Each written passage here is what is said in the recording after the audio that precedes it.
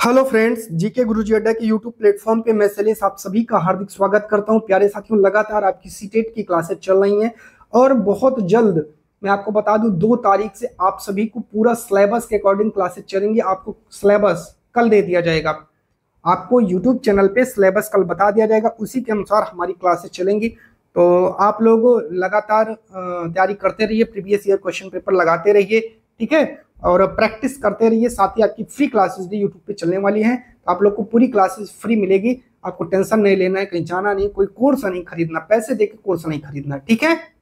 चलिए, हाँ, नोट्स आप परचेज कर सकते हैं। अगर आपको लगता है नहीं परचेज कर सकते तो बना लीजिए, खुद से लिख लीजिए, कोई दिक्कत नहीं। छोटे छोटे कीवर्ड्स के रूप में लिख लीजिएगा, मैं आपको बताता चलूंगा कैसे आपको शॉर्ट नोट्स बनाना है, ठीक है। चलिए, चैनल पर नए हैं तो सब्सक्राइब करिएगा, वीडियो को लाइक और शेयर करिएगा, ठीक है। चलिए, सीडीपी बाल विकास, ये क्वेश्चन पेपर कब का है मैं आपको बता देता हूँ। ये है भैया 15 दिसंबर 2024 का पेपर है और आज हम इसको सॉल्व करने वाले हैं। 2024 का ये अंतिम पेपर है जो हम सॉल्व कर रहे हैं और कल से 2023 का पेपर हम लोग सॉल्व करेंगे, ठीक है प्यारे। तो चलिए पहले क्वेश्चन की तरफ बढ़ते हैं। पहला क्वेश्चन क्या कह रहा है? पहला क्वेश्चन कह रहा है, उन बच्चों में अकादमिक प्रदर्शन और बौद्धिक क्षमताओं में धीरे धीरे सुधार आता है जो वंचित परिवेश को छोड़कर समृद्ध परिवेश में प्रवेश करते हैं। उपर्युक्त तर्क मुख्य रूप से विकास की निम्नलिखित में से किस बहस की ओर इशारा करता है? निरंतरता बनाम आंतरिकता, ये गलत है, ये नहीं होगा। स्थिर बनाम वृद्धिशील, ये ठीक है। आनुवांशिक बनाम पर्यावरण, अब आगे पढ़ना ही नहीं, जब दूसरा मिल गया तो आगे क्यों चलना, ठीक है। चलिए क्वेश्चन नंबर 2 की तरफ चलते हैं। 2 क्या कह रहा है? निम्नलिखित कथनों को पढ़िए। जब हम बचपन को एक ही श्रेणी के रूप में देखते हैं तो हम जेंडर, जातीयता, सामाजिक वर्ग के संबंध में बच्चों के बीच सामाजिक और सांस्कृतिक अंतर खो देते हैं। तो ये क्या सही है कि नहीं? तो ये तो भैया बिल्कुल सही है, कोई दिक्कत नहीं है, ये आपका राइट जवाब हो जाएगा। बचपन एक सामाजिक संकल्पना है, बिल्कुल ठीक है, व्याख्या भी करता है, इसलिए पहला राइट जवाब हो जाएगा, ठीक है। चलिए तीसरे प्रश्न की ओर चलते हैं। निम्नलिखित में से कौन सा जीन पियाजे द्वारा प्रस्तावित संज्ञान में परिवर्तन करने वाले कारकों में से नहीं है? तो कौन सा नहीं है, तीसरा बताना है। तो भैया संतुलीकरण है, जैविक परिपक्वता है, गतिविधि है, तो जो है वो गलत हो जाएगा, तीसरा राइट जवाब हो जाएगा। सांस्कृतिक उपकरण इनका नहीं है, ठीक है। चलिए क्वेश्चन 4 की तरफ चलते हैं। क्या कह रहा है ये देखते हैं। ये 4 क्वेश्चन है, नंबर 4 है। ए और आर को पढ़िए और जवाब दीजिए, ठीक है। जीन पियाजे ने माना कि सीखने की प्रक्रिया पूरी तरह आनुवांशिकता पर निर्भर करती है, बिल्कुल ठीक है। विकास आनुवांशिकता और पर्यावरण के बीच पारस्परिक क्रिया का परिणाम है, ये भी ठीक है, लेकिन व्याख्या नहीं करता, इसलिए दूसरा राइट जवाब हो जाएगा, ठीक है। चलिए 5वां, जीन पियाजे के अनुसार जब बच्चे अपने मौजूदा संज्ञानात्मक संरचनाओं के अनुसार नए अनुभव को नहीं समझ पाते तो वे अनुभव करते हैं और सहारा लेते हैं। 2 स्थान है खाली, दोनों में भरना है, तो क्या कहलाएगा आपको बताना है। तो असंतुलन और अनुकूलन याद रखिएगा, ठीक है। चलिए क्वेश्चन नंबर 6 की तरफ चलते हैं और राइट जवाब देखते हैं क्या होगा।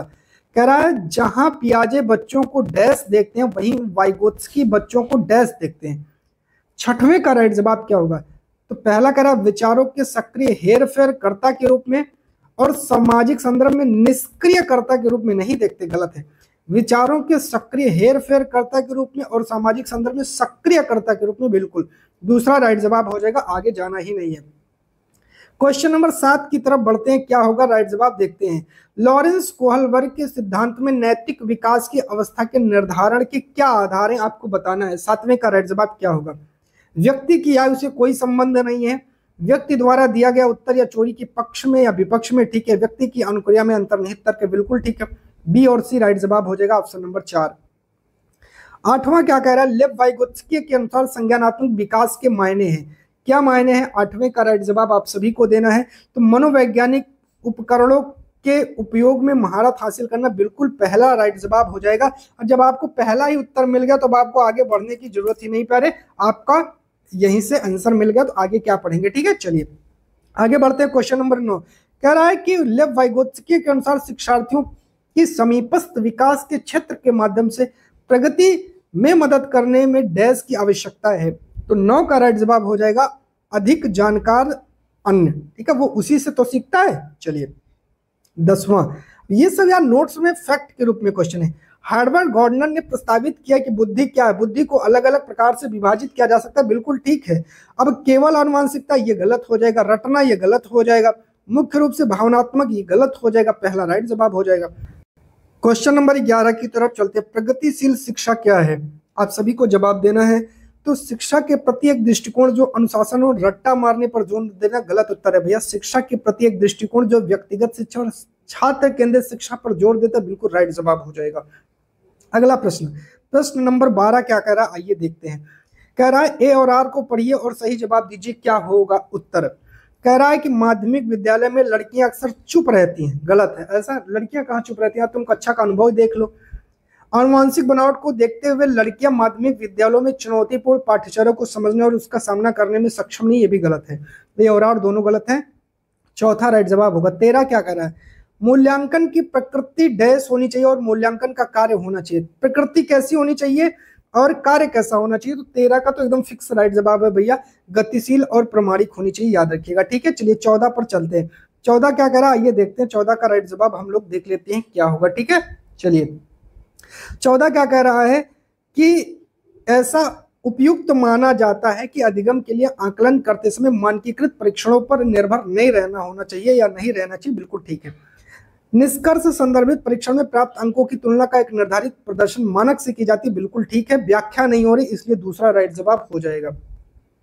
अगला प्रश्न 15 क्या कह रहा है, आइए देखते हैं क्या कह रहा है। निम्नलिखित में से कौन सा एक ऐसे प्रश्न का उदाहरण है जो छात्रों में विश्लेषणात्मक कौशल को बढ़ावा देता है। 15 का राइट जवाब क्या होगा। एक, स्तनपायी की परिभाषा गलत है। स्तनधारियों के प्रमुख लक्षणों की व्याख्या गलत है। स्तनधारियों ने अपने वातावरण के लिए कैसे अनुकूलित किया, बिल्कुल ठीक है, तीसरा राइट जवाब हो जाएगा। 16 की तरफ चलते हैं, क्या कह रहा है आइए देखते हैं, ठीक है। सीडीपी में बहुत अच्छे अच्छे क्वेश्चन पूछे जाते हैं। 16 क्या कह रहा है, कह रहा है कि एक समावेशी कक्षा जो विभेदित निर्देश का पालन नहीं करती, गलत है, बिल्कुल करती है। अलग अलग बच्चों उसमें कैसे नहीं बैठते हैं। समावेशन एक नीति है जो एक जैसे सीखने के लक्ष्यों रणनीतियों, एक जैसे नहीं भैया, अलग अलग, तो ये भी गलत है, चौथा राइट जवाब हो जाएगा। 17 पर चलते हैं। कह रहा है कि व्यक्ति प्रथम भाषा का उपयोग जैसे कि अधिगम अक्षम छात्रों के बजाय अधिगम अक्षमता वाले छात्रों के संबोधन का उपयोग करना। 17 का राइट जवाब क्या हो जाएगा, अक्षमता से जोर हटाना और समावेशन की साक्षी भावना में सही नहीं, गलत है। समावेशन के मानव अधिकार दृष्टिकोण के अनुरूप, बिल्कुल ठीक हो जाएगा। 18 नंबर पे चलते हैं, क्या कह रहा है देखते हैं। दृष्टिबाधित बच्चों की जरूरतों को पूरा करने के लिए सहायक तकनीकी उपकरणों के उदाहरण में क्या शामिल है, बताइए। 18 का राइट जवाब क्या होगा, तो वैकल्पिक कंप्यूटर इनपुट उपकरण, बिल्कुल ठीक है। बेल विधि, बिल्कुल ठीक है। ब्रेल वाक पहचान सॉफ्टवेयर, बिल्कुल ठीक है। सांकेतिक भाषा का प्रयोग, जब उनको दिखता ही नहीं तो सांकेतिक भाषा क्या करेंगे, पहला राइट जवाब हो जाएगा। क्वेश्चन नंबर 19 पर चलते हैं। स्वाधीनता वाले विद्यार्थियों के समावेशन का समर्थन करने के लिए एक ऐसा उपयुक्त तरीका माना जाता है, क्या होगा, बताइए भैया, राइट जवाब दीजिए, ठीक है। इसके बाद क्वेश्चन नंबर 20 की तरफ चलेंगे, जल्दी से आप लोग इसका राइट जवाब दीजिए। इंग्लिश वाले भी देख लीजिए ना, आप नहीं कहेंगे कि हमको नहीं दिखाते, ठीक है। चलिए, दृश्य संबंधी मदद और संकेत से बचना, ये तो गलत है। कक्षा का वातावरण ऐसा बनाना चाहिए कि जो विद्यार्थी अति उत्तेजक नहीं करना है, गलत है। यादृच्छिक दिनचर्या का प्रयोग करते समय अव्यवस्थित विन्यास, ये भी गलत है, तो चौथा अपने आप सही हो जाएगा, ठीक है। चलिए 20 क्या कह रहा है, 20 कह रहा है कि कक्षा में प्रतिभाशाली और रचनात्मक बच्चों की जरूरतों को पूरा करने के लिए क्या महत्वपूर्ण है, बताइए। उन्हें सीखने की प्रक्रिया में व्यस्त रखें और उनकी दिलचस्पी बनाए रखें, बिल्कुल ठीक है। उन्हें विस्तृत और स्पष्ट निर्देश प्रदान करें, ये गलत है। सुनिश्चित करें कि वे अपने शिक्षार्थियों की उच्च ग्रेड प्राप्त करना, ये भी गलत है। जब आपको पहला राइट जवाब मिल गया तो आगे पढ़ना ही नहीं। 21 क्या कह रहा है, कक्षा में छात्रों की असफलता से शिक्षिकाओं को किस प्रकार निपटना चाहिए, इसका राइट जवाब होगा अपनी खुद की शैक्षणिक रणनीति की आलोचनात्मक परीक्षण करके, बिल्कुल सत्य है, अब आगे पढ़ना ही नहीं है, ठीक है। चलिए 22 क्या कह रहा है, संरचनावादी अधिगम में पूर्व ज्ञान की क्या भूमिका होती है, तो 22 का राइट जवाब हो जाएगा पूर्व ज्ञान सीखने की प्रक्रिया में बाधा बनेगा, ये तो गलत है। संबंध बनाने और नए अधिगम को सुगम बनाने के लिए पूर्व ज्ञान महत्वपूर्ण है, बिल्कुल दूसरा राइट जवाब हो जाएगा। 23 क्या कह रहा है, एक संरचनावादी कक्षा में शिक्षक छात्रों को स्वनिर्देशित शिक्षार्थी बनने में कैसे सहायता प्राप्त कर सकते हैं। तो 23 का राइट जवाब क्या होगा, आइए देखते हैं। छात्रों को एक दूसरे से बेहतर प्रदर्शन करने तो अभिप्रेरित करने के लिए लगातार प्रतिपुष्टि और ग्रेड प्रदान करना। लगातार दोगे तो बच्चे के अंदर भैया मोटिवेशन समाप्त हो जाएगा। सभी सीखने के कार्यों के लिए स्पष्ट लक्ष्य और उद्देश्यों को निर्धारित करके गलत है। छात्रों को स्वयं सीखने की जिम्मेदारी लेने और स्वनियमन कौशल विकसित करने के लिए प्रोत्साहित करें। बिल्कुल 100% सत्य आंसर है। तीसरा राइट जवाब हो जाएगा। 24 की तरफ बढ़ते हैं। 24 क्या करा, आइए देखते हैं। ए और आर को पढ़ना है और राइट जवाब दे देना है, क्या होगा फटाक से, ठीक है। चलिए, कह रहा है कि एक माध्यमिक विद्यालय के शिक्षिका अपनी कक्षा के छात्रों को बेहतर ढंग से समझने के लिए उनके माता पिता के साथ नियमित संपर्क में रहती है। बिल्कुल ठीक है। समुदायों को यह निर्देशित करना चाहती है कि बच्चों को कैसे और क्या सीखना है, ये गलत है। तो ए सही और आर गलत। तीसरा राइट जवाब हो जाएगा। 25 की तरफ चलते हैं। शिक्षार्थियों के समस्या समाधान कौशल को उन्नत करने के लिए शिक्षकों को प्रोत्साहित करना चाहिए और शिक्षार्थियों के बीच चिंतन को बढ़ावा देना चाहिए। 25 का राइट जवाब क्या हो जाएगा, तो मौखिकरण और सादृश्यात्मक राइट जवाब हो जाएगा। 26 की तरफ चलते हैं। अन्वेषण अधिगम में छात्र क्या करते हैं, आपको बताना है, ठीक है। चलिए, क्या करेंगे, विचारों की खोज और हेरफेर के माध्यम से स्वयं के लिए जानकारी प्राप्त करते हैं। बिल्कुल सही जवाब है, ठीक है। चलिए, 27 क्या कहता है, यह महसूस करते हुए कि वह विज्ञान कक्षा में ध्यान नहीं दे रहा, इसलिए वह संप्रत्यय को समझने में असमर्थ है। रमेश कक्षा में सबसे आगे बैठने का फैसला करता है ताकि वह ध्यान केंद्रित कर सके। रमेश सीखने की किस रणनीति का उपयोग कर रहा है, तो ये अधिसंज्ञान का उपयोग कर रहा है। क्वेश्चन नंबर 28 की तरफ चलते हैं और 28 का राइट जवाब देख लेते हैं, क्या होगा। संज्ञान के संदर्भ में भावनाओं के बारे में कौन सा कथन सही है। भावनाएं कूटलेखन एनकोडिंग की प्रक्रिया को सुगम बनाती, लेकिन इनका ध्यान की प्रक्रिया पर कोई प्रभाव नहीं। बिल्कुल गलत है, प्रभाव पड़ता है।